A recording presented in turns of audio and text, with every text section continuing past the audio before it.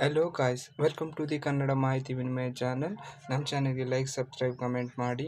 ಈ ರೀತಿ ಮೂಲಕ ನಮಗೆ ಪ್ರೋತ್ಸಾಹ ನೀಡಿ ನಮಗೆ ಇನ್ನೂ ಒಳ್ಳೆಯ ಕಂಟೆಂಟ್ ವಿಡಿಯೋ ಮಾಡೋಕ್ಕೆ ನಮಗೆ ಮೋಟಿವೇಶ್ನಲ್ ಆಗುತ್ತೆ.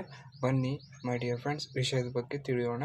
ಅಕೌಂಟ್ ಬೇಸ್ಡ್ ಪೇಮೆಂಟ್ ಇನ್ನು ಗೃಹಲಕ್ಷ್ಮಿ ಖಾತೆಯಾದ 5ನೇ ಕಂತು, 6ನೇ ಕಂತು, 7ನೇ ಕಂತು ಕೂಡ ಅಮೌಂಟ್ ಕ್ರೆಡಿಟ್ ಆಗ್ತಿದೆ. ನಮ್ಗೆ ಇನ್ನೂ ಯಾಕೆ ಕ್ರೆಡಿಟ್ ಆಗ್ತಿಲ್ಲ ಸರ್? ನಾವು ಸ್ಟೇಟಸ್ ಚೆಕ್ ಮಾಡಿದರೆ ಅಕೌಂಟ್ ಬೇಸ್ಡ್ ಪೇಮೆಂಟ್ ಅಂತ ತೋರಿಸ್ತಿದೆ. ಏನಿದು ಅಕೌಂಟ್ ಬೇಸ್ಡ್ ಪೇಮೆಂಟ್?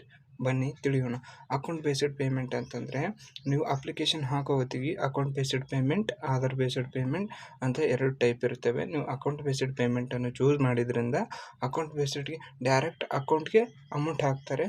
ಆದರೆ ಆಧಾರ್ ಬೇಸ್ಡ್ ಚೂಸ್ ಮಾಡಿದರೆ ಆಧಾರ್ ಕಾರ್ಡ್ ಲಿಂಕ್ ಇರುವಂತಹ ಅಕೌಂಟ್ಗೆ ಡೈರೆಕ್ಟ್ ಅಮೌಂಟ್ DBT ಮುಖಾಂತರ ಬೀಳ್ತಿತ್ತು. ಆದರೆ ಅಕೌಂಟ್ ಬೇಸ್ಡ್ ಪೇಮೆಂಟ್ ಮಾಡಿದ್ರಿಂದ ಇನ್ನೂ ವೇಟ್ ಮಾಡಬೇಕಾಗುತ್ತೆ. ಇನ್ನೂವರೆಗೂ ಯಾರಿಗೂ ಕೂಡ ಅಕೌಂಟ್ ಬೇಸ್ಡ್ ಇದ್ದವರಿಗೆ ಅಮೌಂಟ್ ಇನ್ನೂ ಕ್ರೆಡಿಟ್ ಆಗಿಲ್ಲ. ಹಾಕ್ತಾರೆ ಅಂತ ಹೇಳ್ದ ಮುಂದಿನ ತಿಂಗಳು ಅಥವಾ ನೆಕ್ಸ್ಟ್ ಮಂತು ಅಮೌಂಟ್ ಹಾಕ್ಬೋದು. ಸೊ ಅಲ್ಲಿವರೆಗೂ ವೇಟ್ ಮಾಡಿ. ನಮ್ಮ ಮಾಹಿತಿ ಇಷ್ಟ ಆದರೆ ನಮ್ಮ ಚಾನಲ್ಗೆ ಲೈಕ್, ಸಬ್ಸ್ಕ್ರೈಬ್, ಕಮೆಂಟ್ ಮಾಡಿ. ಧನ್ಯವಾದ.